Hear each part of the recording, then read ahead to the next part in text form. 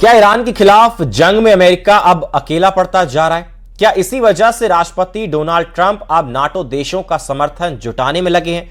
Trump ने साफ संकेत दिया है कि अगर सहयोगी देश ईरान के खिलाफ इस लड़ाई में साथ नहीं आए तो नाटो का भविष्य बहुत बुरा हो सकता है। साथ ही ट्रंप अब दुनिया के बड़े तेल उपभोक्ताओं देशों को भी हार्मुज स्ट्रेट की सुरक्षा के लिए साथ लाने की कोशिश कर रहे हैं। आखिर क्या है ट्रंप की नई रणनीति और क्यों अब दुनिया के कई देशों को इस जंग में शामिल करना चाहते हैं? देखिए हमारी खास रिपोर्ट।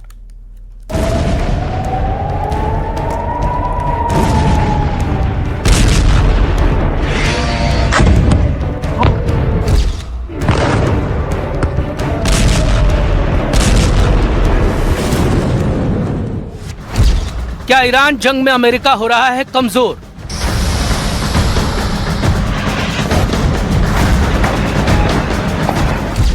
जंग के बीच ट्रंप को क्यों आई नाटो की याद?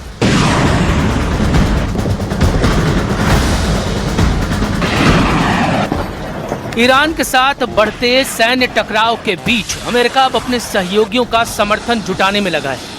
अमेरिकी राष्ट्रपति डोनाल्ड ट्रंप ने साफ संकेत दिया है कि अगर नाटो देश इस लड़ाई में अमेरिका का साथ नहीं देते तो गठबंधन का भविष्य मुश्किल में पड़ सकता है। ट्रंप ने चेतावनी भरे लहजे में कहा कि नाटो देशों को समझना होगा कि अगर अमेरिका उनकी सुरक्षा के लिए खड़ा रहता है तो इस संकट में उन्हें भी अमेरिका का साथ देना चाहिए। नाटो को ट्रंप का अल्टीमेटम।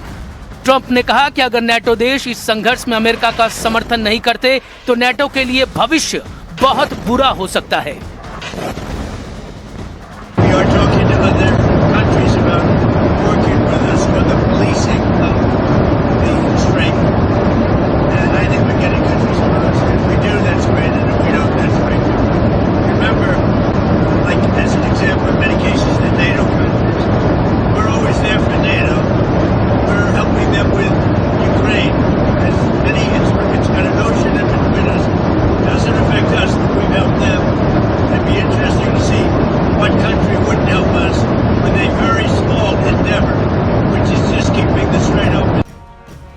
ट्रंप का दावा है कि ईरान सैन्य रूप से अब कमजोर हो चुका है और उसकी मिसाइल और ड्रोन क्षमता काफी घट गई है, लेकिन इसके बावजूद अमेरिका अपने सहयोगियों को इस लड़ाई में शामिल करने की कोशिश कर रहा है।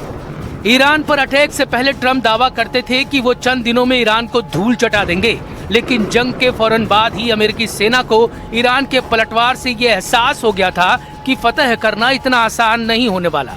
तभी 28 फरवरी से चल रही ये जंग अभी तक बारूदी धुएं से सराबोर है।